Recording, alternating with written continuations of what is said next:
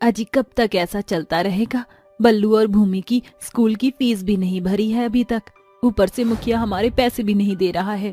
थोड़ा सब्र करो सरोज, मुखिया साहब हमारे पैसे दे देंगे और उसके बाद अपने बच्चों के स्कूल की फीस भी भर देंगे और घर का राशन भी ले आएंगे हम।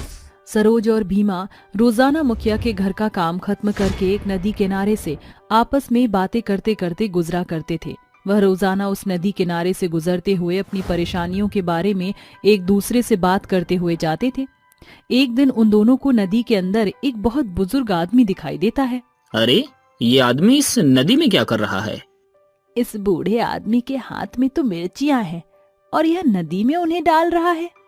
भीमा उस बूढ़े आदमी के पास जाता है और उससे कहता है, अरे बाबा, आप इस नदी में इन हरी मिर्चियों को क्यों डाल रहे हो? भला ऐसा करने से क्या होगा? अरे बेटा, मैं इन मिर्चियों को इस नदी में उगाना चाहता हूँ। लेकिन नदी में मिर्च कैसे उग सकती हैं? आप तो बेकार में मेहनत कर रहे हो। क्या तुम मेरी मदद करना चाहोगे? बूढ़े आदमी के पूछने पर भीमा उसके साथ नदी में मिर्चियां उगाने की कोशिश करता है, लेकिन ना तो भीमा नदी में मिर्चियां उगा पाता है और ना ही वह बूढ़ा आदमी। जिसके बाद भीमा अपनी पत्नी सरोज के साथ वापस घर लौट आता है। अब तो राशन भी खत्म हो गया। कल हमें किसी भी हाल में मुखिया से पैसे लेने ही होंगे। कल मैं मुखिया से पैसे जरूर मांगूंगा। जो भी घर में बचा खुचा होता है सरोज बना देती है, जिसके बाद वह अपने पति और अपने बच्चों के साथ खाना खाकर सो जाती है। अगले दिन जैसे ही सवेरा होता है, सरोज भीमा के साथ मुखिया के घर काम करने जाती है, लेकिन उस दिन मुखिया घर पर होता ही नहीं। जिसके बाद वह दोनों शाम को काम करके वापस अपने घर की तरफ लौटने लगते हैं। आज भी हमें पैसे नहीं मिले, अब हम क्या करेंगे? जैसे ही वह नदी आती है, वह बूढ़ा आदमी हर रोज की तरह फिर से नदी के अंदर हरी मिर्च उगाने की कोशिश करता है। अरे बाबा, क्यों आप परेशान हो रहे हो? भला नदी में मिर्च उगती है क्या? आप अपने दिमाग से ये भ्रम निकाल क्यों नहीं देते? तभी सरोज कुछ हरी मिर्ची उठाती है और नदी में उगाने की कोशिश करती है। जैसे ही वह नदी में मिर्च उगाती है, उसके ऐसा करते ही पूरी नदी मिर्च के खेत से भर जाती है। और वह मिर्च कोई मामूली मिर्च नहीं, बल्कि सोने की मिर्च होती है। और वह बूढ़ा आदमी अचानक से एक देवता के रूप में बदल जाता है। आखिरकार तुमने ये कर ही दिखाया। भीमा ने कई बार मिर्च उगाने की कोशिश की, लेकिन मिर्च नहीं उगी। लेकिन वही सरोज ने अपने सच्चे मन से मिर्च उगाने की कोशिश की, तो इस जादुई नदी ने अपना कमाल दिखा दिया। ये कोई मामूली मिर्च नहीं है, ये सोने की मिर्च है और मैं इस नदी का देवता हूँ। मैं रोज तुम्हें घर की परेशानियों के बारे में बात करते हुए सुनता हूँ। तुम दोनों भले लोग लगते हो, इसलिए मैं तुम्हारी मदद करना चाहता हूँ। आज से ये जादुई नदी की जादुई सोने की मिर्चियों का खेत तुम्हारा हुआ। लेकिन याद रखना, कभी भी इसके बारे में किसी को मत बताना। इतना कहकर देवता वहाँ से गायब हो जाते हैं। अजी जरा देखिए तो सही, ये तो सच में सोने की जादुई मिर्च है। तुमने बिल्कुल सही कहा, ये तो सोने की जादुई मूर्तियां हैं। चलो इन्हें तोड़ लेते हैं। सरोज और भीमा उन जादुई सोने की मिर्चियों को तोड़ लेते हैं, जिसके बाद वहाँ दोबारा से नई मिर्च उग जाती है। अरे, ये तो सच में सोने की जादुई मिर्ची है। अब हम यहाँ से जितनी चाहे सोने की मिर्च ले जा सकते हैं। उस दिन के बाद से सरोज और भीमा दोनों ही नदी से सोने की मिर्च निकाल करके ले जाते हैं, जिसके चलते उनकी सभी परेशानियां धीरे धीरे खत्म होने लगती हैं। और अब भीमा और सरोज अपने दोनों बच्चों को एक बड़े स्कूल में डाल देते हैं। सरोज, मैं सोच रहा था कि हमारे जितने और पता नहीं कितने गरीब और बेसहारा लोग इस दुनिया में हैं। क्यों ना हम उन जादुई सोने की मिर्च की मदद से गांव के कुछ गरीब बेसहारा लोगों की मदद करें। अजी आपने तो मेरे मुंह की ही बात छीन ली। मैं भी बिल्कुल ऐसा ही सोच रही थी। अगले दिन भीमा और सरोज दोनों नदी से सोने की जादुई मिर्चियां तोड़ने जाते हैं। वह दोनों कई सारी सोने की मिर्चियों को तोड़कर ले जाते हैं, जिसके बाद वहां दोबारा से नई मिर्चियां उग आती हैं। भीमा और सरोज दोनों उन सोने की मिर्चियों को सुनार की दुकान पर बेचकर उससे पैसा ले लेते हैं, जिसके बाद वह गरीब और बेसहारा गरीब लोगों के घरों में राशन और जरूरत का सामान देते हैं। अब भीमा और सरोज दोनों मुखिया के घर का काम करना भी छोड़ देते हैं। एक दिन मुखिया का चमचा कालू उनसे कहता है, अरे मालिक, ऐसा कौन सा खजाना मिल गया इन नौकरों को जो ये आपसे भी ऊपर हो गए अरे ये गरीब तो लोगों में राशन और उनके जरूरत का सामान भी बांट रहे हैं। ये तो मैंने सोचा ही नहीं। एक काम करो, तुम दोनों के ऊपर नजर रखो, मैं भी तो देखूं कि आखिर इनके पास इतना पैसा आ कहां से रहा है। उस दिन के बाद से कालू सरोज और भीमा के ऊपर नजर रखना शुरू कर देता है, जिसके चलते एक दिन भीमा और सरोज फिर से नदी से जादुई सोने की मिर्चियों को तोड़ने के लिए जाते हैं। अरे दादा, ये सब मैं क्या देख रहा हूँ? एक नदी के अंदर से मिर्चियों की खेती, और वो भी कोई मामूली मिर्च नहीं, सोने की जादुई मिर्चियाँ। अरे ये खबर तो मुझे तुरंत मुखिया तक पहुंचानी चाहिए, इसके चलते मुझे भी थोड़ा बहुत मुनाफा हो जाएगा। कालू नदी के अंदर से जादुई मिर्चियों की खेती के बारे में मुखिया को सब बता देता है। अच्छा, तो इस नदी में सोने की जादुई मिर्चियाँ उगती है। अरे मैं इस गांव का मुखिया हूँ और उस नदी के ऊपर सिर्फ और सिर्फ मेरा हक है। आज रात के समय हम उस नदी किनारे जाएंगे और सारी सोने की मिर्चियाँ तोड़ लेंगे। मुखिया रात के समय कालू के साथ में कई सारे अपने गुंडों को नदी किनारे ले जाता है, जिसके बाद वह अपने सभी गुंडों से कहता है, इस खेत की एक भी मिर्च छूटनी नहीं चाहिए, मुझे सब के सब चाहिए, इसलिए ध्यान से सारी मिर्चियाँ इन सभी टोकरियों में भर लो। मुखिया की बात मानकर सभी गुंडे और मुखिया भी सोने की मिर्ची तोड़ने के लिए नदी में उतर जाते हैं। जैसे ही वह सोने की जादुई मिर्चियों को तोड़ते हैं, उनके अचानक से हाथ जलने लगते हैं। अरे दादा, ये सब क्या है? मेरे हाथ क्यों जल रहे हैं? अरे कालू के बच्चे, तेरे साथ साथ मेरे भी हाथ जल रहे हैं, तूने ये कहाँ फंसा दिया? देखते ही देखते मुखिया के सभी गुंडों के हाथ जलने लगते हैं। तभी नदी के अंदर से देवता प्रकट होते हैं और उन सभी से कहते हैं, ये कोई मामूली मिर्चियों का खेत नहीं है। अगर कोई गंदी नियत से इन सोने की जादुई मिर्चियों को तोड़ने की कोशिश करेगा या लालच में आकर इन्हें तोड़ेगा, तो उसके हाथ इसी प्रकार जलकर राख हो जाएंगे। ये इस नदी का श्राप है। एक नदी के अंदर जादू और श्राप दोनों कैसे हो सकता है? यही तो इस नदी की खासियत है। देवता जी, मुझे माफ कर दीजिए, आज के बाद मैं लालच में कभी कुछ नहीं करूंगा। मेरे हाथ बहुत बुरी तरीके से जल गए हैं, इन्हें ठीक कर दीजिए। तभी वहाँ सरोज और भीमा भी पहुँच जाते हैं, जिसके बाद वे उन सब की हालत देखकर देवता से कहते हैं, देवता जी, इन्हें माफ कर दीजिए, इनसे भूल हो गई, आइंदा ये लोग ऐसा कभी नहीं करेंगे। भीमा के कहने पर देवता उनके हाथों की जलन को दूर कर देता है, जिसके बाद वह सभी वहां से भाग जाते हैं। और हर बार की तरह सरोज और भीमा इस बार भी नदी से जादुई सोने की मिर्चियों को तोड़कर ले जाते हैं और गरीब लोगों की मदद करते हैं, जिसके बाद वह लोग अपने जीवन में खुशी खुशी रहने लगते हैं। चंट जेठानी बनी नई बहू की सौतन।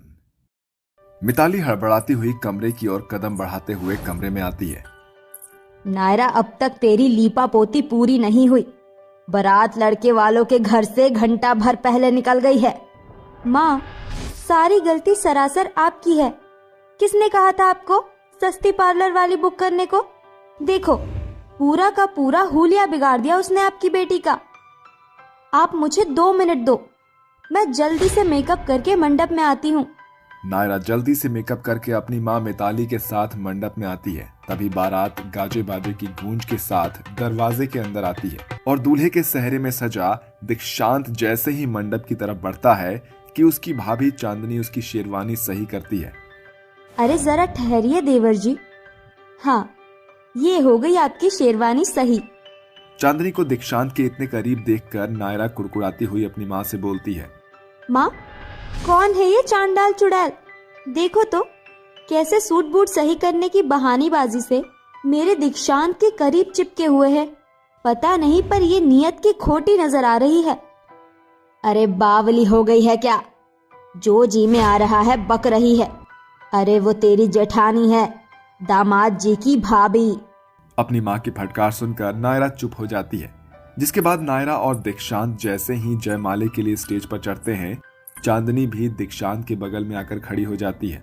हेलो नायरा, मैं चांदनी हूँ, दीक्षांत की भाभी और नाते में तुम्हारी जेठानी।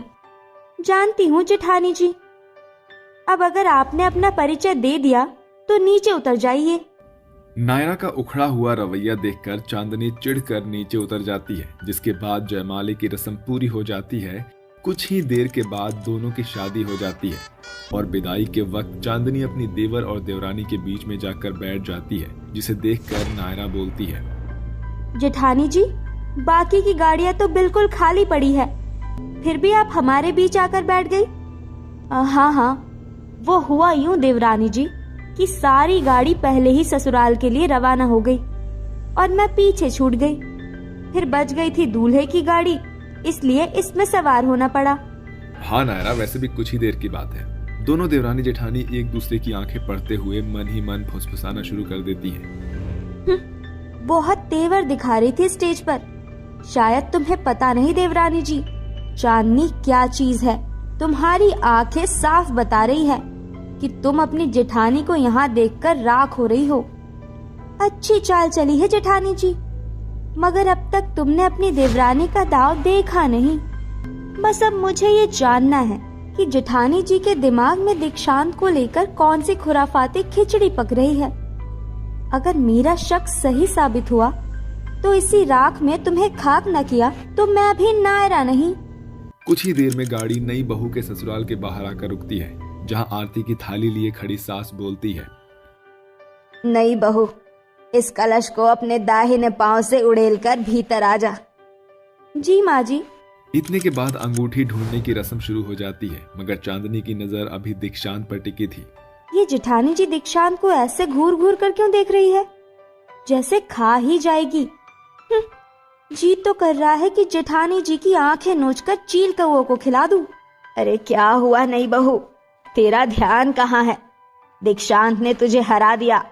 जाने दीजिए माँ जी, शायद मेरी देवरानी जी शय को मात देना नहीं जानती।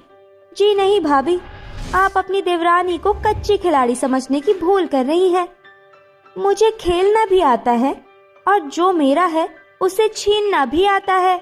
अपनी देवरानी का जवाब सुनकर चंड जेठानी जल भुनकर राख हो जाती है और शादी की रात जैसे ही नायरा दीक्षांत के करीब आने की कोशिश करती है, तभी दीक्षांत उसे दूर करते हुए कहता है। अपने पति का बेरुखा बर्ताव देखकर नई बहू के मन में खिटपिट शुरू हो जाती है और अगली सुबह जेठानी उसे छेड़ते हुए बोलती है, क्या हुआ नायरा, शादी की पहली सुबह ही तुम्हारा मुंह क्यों सूजा हुआ है? लगता है देवर जी के कांधे का तिल देखने को नहीं मिला क्या? अपने चंट जेठानी की ये बात सुनकर नायरा भौहें चढ़ाकर सुलगते हुए कहती है, ये बात आपको कैसे पता जेठानी जी?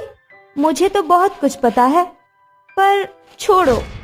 नायरा वहां से फुसफुसाते हुए अपने कमरे में चली आती है और चिल्लाकर बोलती है, शर्ट उतारो। तुमने सुना नहीं मैंने क्या कहा? देख क्या रहे हो, शर्ट उतारो। अरे सुबह सुबह जुनून जाग गया क्या?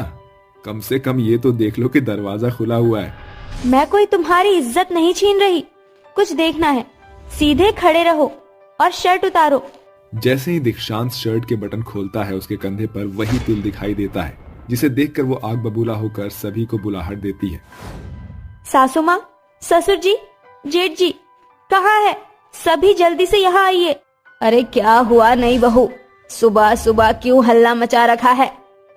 हाँ देवरानी जी, ये तुम्हारा चेहरा लाल पीला क्यों हुआ पड़ा है? पहेलियां मत बुझाओ जेठानी जी। आप जो मेरी सौतन बनी बैठी हैं, तो भला मेरे चेहरे पर खुशियां कहाँ से होगी? नायरा, तुम होश में तो हो?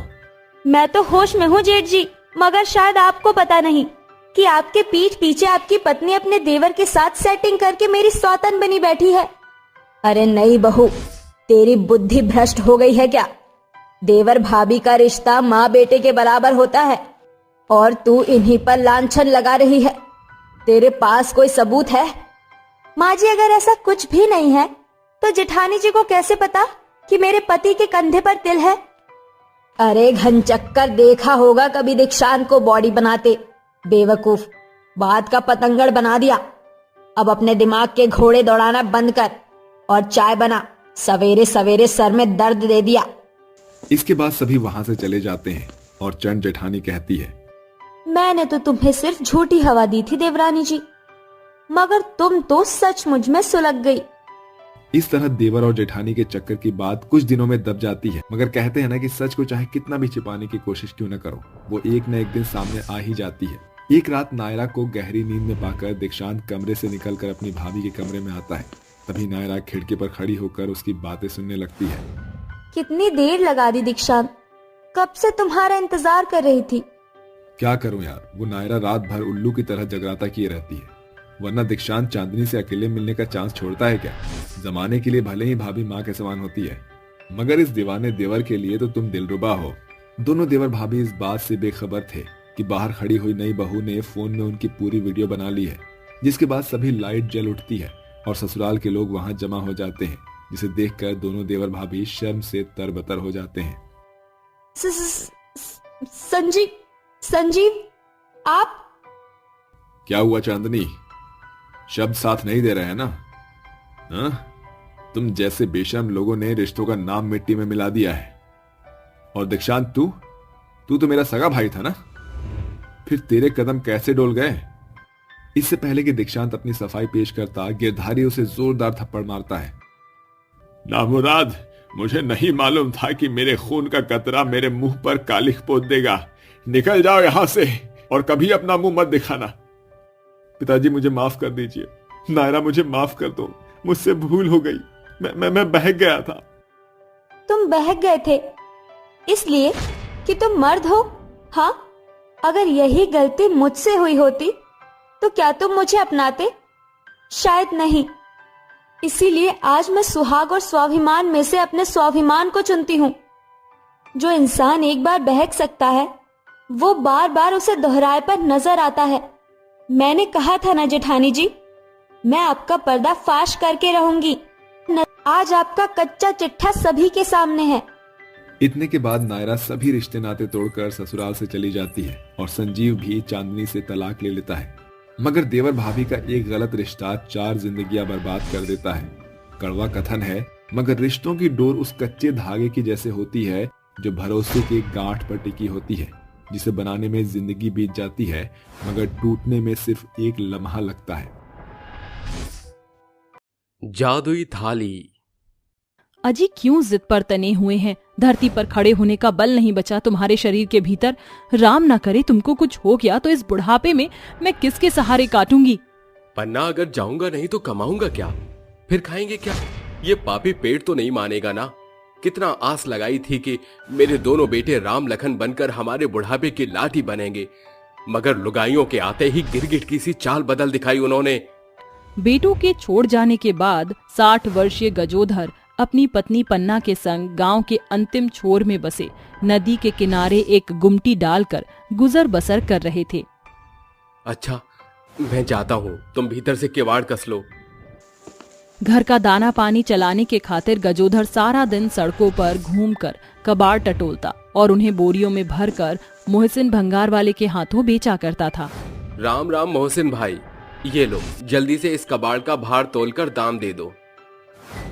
ये लो चचा जान, 15 किलो कबाड़ था, जिसके कुल मिलाकर बनते हैं 150 रुपया। अरे जो भी बन पड़ता है दे दो भाई। गजोधर उन पैसों के मुट्ठी में बांधकर घर लौटते हुए खुद से बतियाते हुए बढ़ता जा रहा था। एक सवेर से सांझ तक घुमक्कड़ की तरह किवाड़ बिन चुनकर भी सिर्फ 150 रुपए हाथ लगे हैं। ये तो बनिए की उधारी चुकाने में ही बराबर हो जाएगी। आज का राशन पानी कैसे मोल लूंगा? गजोधर को जो बात पूरे रास्ते खलती है उसके संग वही होता है। बनिया उसे पैसे लेने के बाद अपना पल्ला झड़पते हुए उसे दुकान से भगा देता है। क्या बात है जी, आप परेशान क्यों दिखाई पड़ रहे हैं? पन्ना, धिक्कार है, जो मैं भरसक तुम्हारा पेट भी नहीं पाल सकता। चुप हो जाइए, ये वक्त भी गुजर जाएगा। और फिर ये क्या कम है कि हम थोड़े में भी संग हैं? सीमित भंडारण होने के चलते जहां बुढ़ापे की उम्र में उन्हें अत्यधिक पोषक तत्व से परिपूर्ण आहार खाना था, वहां बूढ़े दंपत्ति आधा पेट खाकर एक दूसरे के आगे अपनी झूठी तृप्ति भरा रुझान प्रकट करते हैं। हर एक दिन गजोधर सड़क पर घूमकर जो कबाड़ चुनता, उसी से वह रात में अपने पेट की आग को बुझा पाते थे। एक रोज जब गजोधर घर लौटते हुए कहता है, सवेरे से अब तक एक पैसे का भी कबाड़ नहीं दिखाई पड़ा। एकाएक उसकी बूढ़ी निगाह रास्ते के बीचों बीच पड़ी एक साधारण थाली पर जाती है। गजोधर उसे लेकर घर आकर अपनी पत्नी को देता है। पन्ना, ये देखो, मुझे चौराहे के बीचों बीच ये थाली मिली। इसकी चमक और दमक देखकर तो ऐसा लग रहा है कि किसी बर्तन व्यापारी के ट्रक से गिर पड़ी थी। आज आपको इसी थाली में खाना परोसती हूँ। पन्ना उस थाली को धो पोंछ कर उसे गजोधर के आगे बिछाकर जैसे ही उसमें थोड़ा सा चावल परोसती है, थाली के चारों ओर एक तेज चुभने वाली चमक प्रकाशमान होती है और दोनों की आंखें चकाचौंध रह जाती हैं। अरे तुमने तो इसमें जरा सा चावल का कतरा डाला था, फिर ये थाली अपने आप चावल से लबालब कैसे भर गई? कहीं ये माँ अन्नपूर्णा की दया तो नहीं है? मुझे तो ये माया इस जादुई थाली की लगती है। देखो, एकाएक इस थाली का रंग भी साधारण से सुनहरा हो गया। जादुई थाली का पुख्ता प्रमाण जानने के खातिर पन्ना थाली के भीतर के चावल को निकालकर इस बार उसमें कच्चा दाल डालती है। जादुई थाली एक बार फिर अपनी माया को प्रकट करती है। मैंने इस थाली के भीतर दाल के चुनिंदा दाने डाले थे, मगर इसका पूरी तरह भरना इसके जादुई होने का पुख्ता प्रमाण दे चुकी है। काश कि हमारे पास कुछ पैसे होते तो हम उसे भी इस जादुई थाली के सहारे बढ़ा सकते थे ना पन्ना। पैसे ना सही, मगर अब ये जादुई थाली पैसे कमाने का जरिया जरूर बनेगी। मगर कैसे? पन्ना टोकरी में पड़े अल्प सब्जियों को जैसे ही जादुई थाली में डालती है, थाली के भीतर सैकड़ों सब्जियों की भरमार लगकर जमीन पर गिरने लगती है। अरे इस जादुई थाली के तो खेल निराले हैं। एक ही क्षण में कैसे एक आध सब्जियों को ठेला भर सब्जियों में बदल डाला। जादुई थाली से मिले सब्जियों को बड़े से टोकरी में भरकर बूढ़ा गजोदर उन्हें माथे पर लाद कर बेचने के लिए चल पड़ता है। सब्जी ले लो, ताजी हरी सब्जियां ले लो, पालक, गोभी, आलू, ये लो भैया रास्ते का माल सस्ते में, सब्जी ले लो। गजोधर को यूं सब्जी बेचता देख गांव की झुमरी बोल पड़ती है, अरे ओ सब्जी वाले बिहारी बाबू, का भाव बेचत हो ई भाजी तरकारी? एकदम सस्ता और सारी सब्जियां एकदम कच्ची और ताजी हैं। झटपट से 1 किलो आलू और 1 किलो पालक तौल दो। गजोधर झुमरी को सब्जी तौल कर दे देता है। तभी झुमरी उसे पैसे देते हुए कहती है, अरे ये रास्ते का माल सस्ते में का मतलब था? झुमरी की बात सुनकर गजोधर मन में कहता है, अब क्या कहूँ कि ये सब्जी जादुई थाली की देन है जो मुझे रास्ते में पड़ी मिली थी, तभी तो रास्ते का माल सस्ते में बोलकर बेच रहा हूँ। गजोधर बाजार में जाकर अपनी सारी सब्जियां बेचकर कमाए हुए पैसे लेकर घर आता है। पन्ना, ये रही आज की कमाई।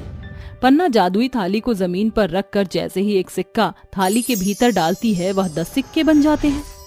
इसका अर्थ इस जादुई थाली की खासियत यह है कि जो कुछ भी इसमें एक अंश डाला जाएगा, ये उसे 10 गुना करता है।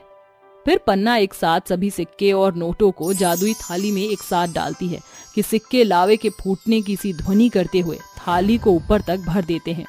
जादुई थाली, तुम्हारा बहुत बहुत शुक्रिया जो तुमने इन चंद पैसों को अपने जादू से इतना बढ़ाया है कि हमारे कमाई के रास्ते खुल सके। दोनों संग मिलकर उन पैसों को बैठकर गिनती करते हैं, जिसके बाद सुबह गजोधर कहता है, तो क्या सोचा आपने? रात भर सोचने के बाद मैंने ये तय किया है कि जिस जादुई बर्तन से मुझे ये पैसे मिले हैं उसे मैं बर्तन बेचने का काम खोलूंगा। उसी दिन गजोधर एक खाली पड़ी दुकान खरीदकर उसमें बर्तन बेचने का कारोबार शुरू करता है, जहां सतपाल आकर कहता है, अरे चाचा, जरा थाली दिखाना। तभी उसके बगल में बैठी पत्नी झुमरी कहती है, हाय दैया सजनवा, ईता उन्हें भाजी तरकारी वाले चाचा हैं जौन से हम कल सब्जी खरीद रहे। इतनी जल्दी धंधा हेर फेर कर डाला। अरे बिटिया, जो बीत गया वो बीत गया। अब ये पन्ना बर्तन भंडार ही मेरा पुख्ता काम है। गजोधर एक एक करके उन्हें कई बर्तन दिखाता है। तभी झुमरी की नजर कोने में रखी जादुई थाली पर पड़ती है। वो थाली की नक्काशी बड़ी नीक है। माफ करना, वो थाली बिकाऊ नहीं, दरअसल वो थाली इस बर्तन की दुकान की शोभा है।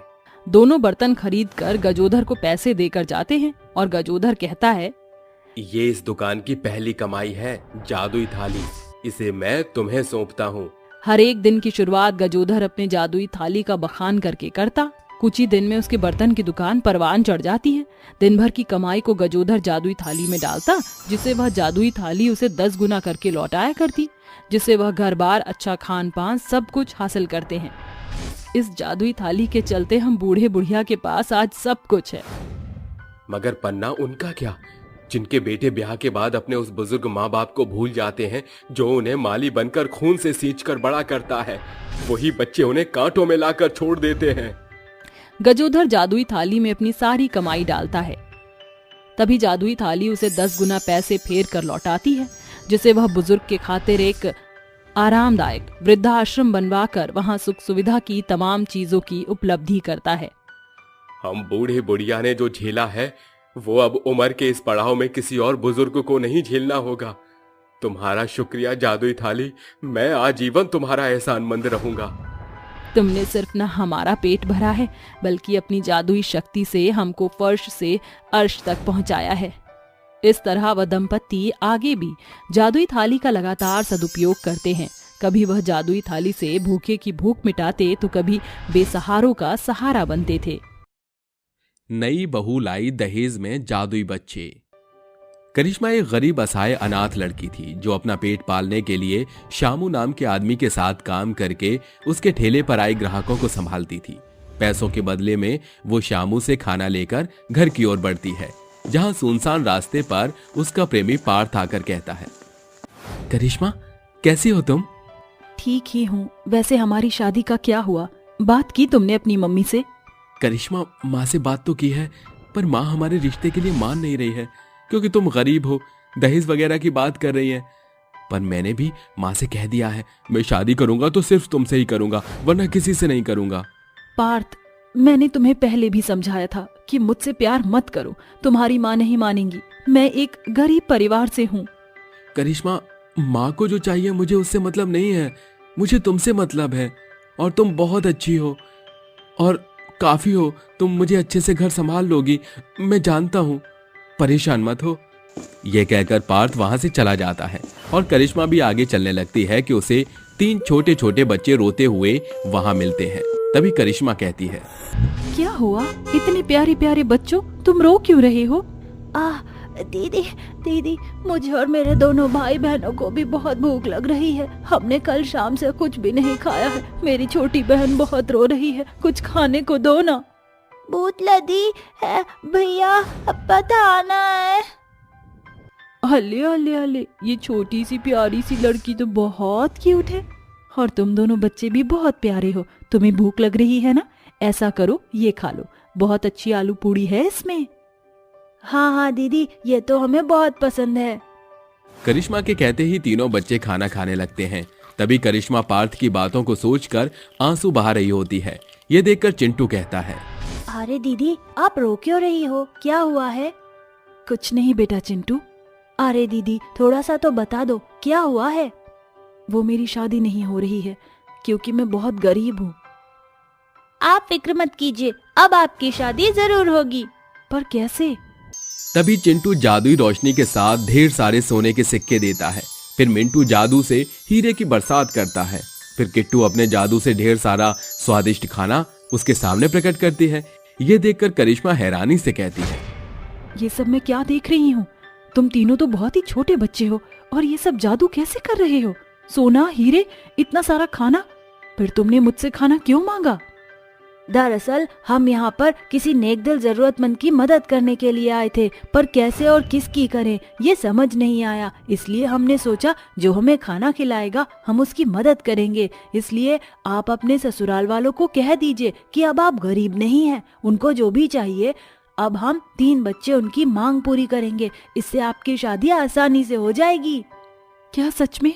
तुमने तो मेरी सारी परेशानियां ही खत्म कर दी।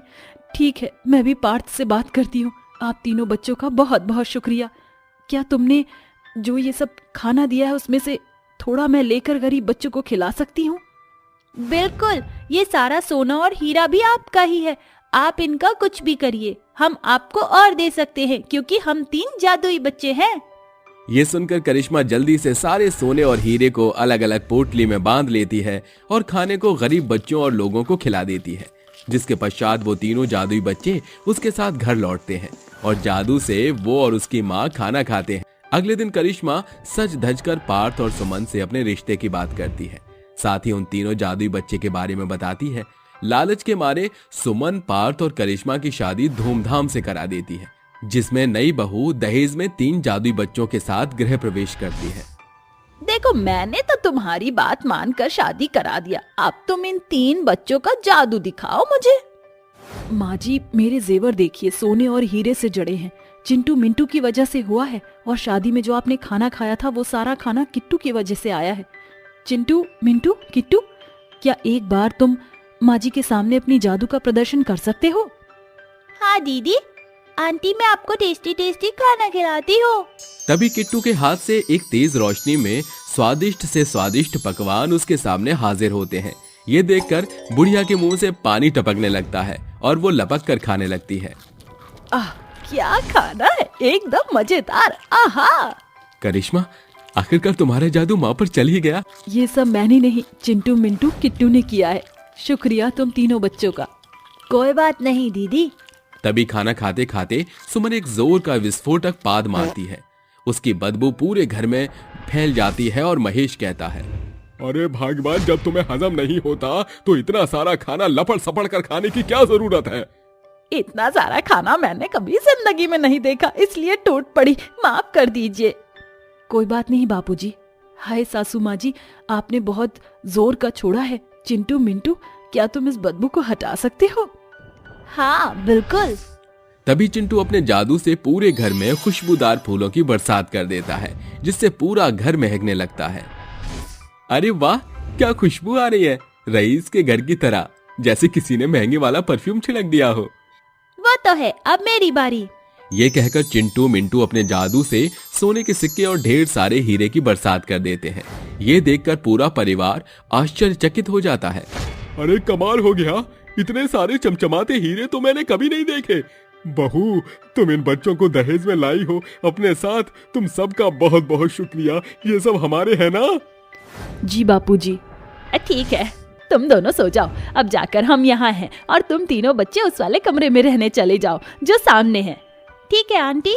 ये सुनकर पार्थ और करिश्मा अपने कमरे में चले जाते हैं और चिंटू मिंटू किट्टू भी। वहीं लालची सुमन उन सोने के सिक्कों को बेड पर फैलाकर महारानी की तरह लेट जाती है और महेश उन हीरों को हाथ में लेकर घूमता रहता है और उस खाने को भी कमरे में रख देता है। वक्त गुजरता है, बड़े प्यार से सुमन करिश्मा के साथ पेश आती है। एक दिन सुमन मिंटू से कहती है, ए बच्चे, घर में कितनी सारी गंदगी हो रही है, जाले लगे हैं, सफेदी खराब है, कुछ भी नहीं चमक रहा। क्या तुम अपनी जादू से ये सब कर सकते हो? हाँ बिल्कुल, ये देखिए। मिंटू के एक चुटकी बजाते ही घर के जाले साफ हो जाते हैं, दीवार का पेंट बदल जाता है, पूरा घर चमकने लगता है। ये देखकर बड़ा सा मुंह खोलकर सुमन कहती है, तुम तो सच में कमाल हो, बड़ा अच्छा जादू आता है तुम तीनों बच्चे को। वो तो है।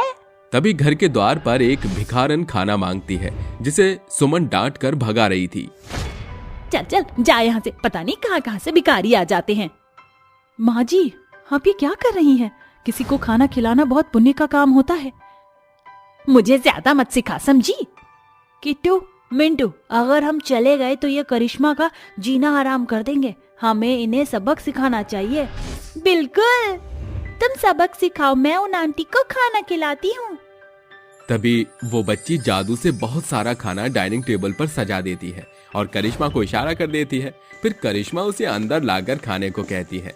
वहीं चिंटू मिंटू सुमन को हवा में बार बार पटकते हैं तो कभी पंखे पर लटका कर कहते हैं, आंटी जी, कभी भी एक गरीब का अपमान नहीं करना चाहिए। आपको वैसे ही अपमान आपने करिश्मा का किया था। अगर हमारे जाने के बाद आपने उसके साथ ऐसा किया तो हम यही सब करेंगे आपके साथ।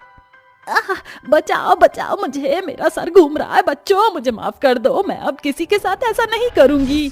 शुक्रिया चिंटू मिंटू किट्टू, मुझे तुम्हारी बहुत याद आएगी। तुम मुझसे मिलने तो आओगे ना?